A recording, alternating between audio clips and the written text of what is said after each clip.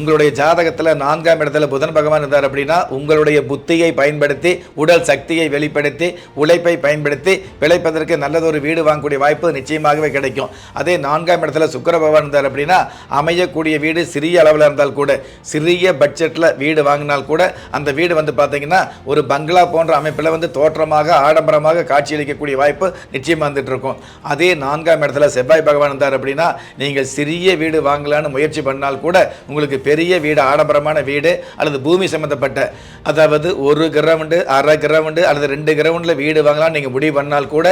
Acre கணக்கில் பூமி வாங்கக்கூடிய யோகத்தை இந்த பூமிகாரகன் செவ்வாய் பகவான் கொடுத்துட்றார் அப்படிங்கிறது யதார்த்தமான விஷயமா வந்துட்டு இருக்குது. ஆக உங்களுடைய ஜாதகத்தில் 4ஆம் இடத்துல பூமிகாரகன் செவ்வாய் பகவான் இருந்தார் அப்படின்னா வீடு மட்டுமல்ல, விவசாய பூமி, தோப்பு, துறவு, தோட்டம் வாங்கக்கூடிய வாய்ப்புகள் அந்த ஜாதகருக்கு நிச்சயமாக கிடைக்குது அப்படிங்கிறது நிதர்சனமான உண்மை.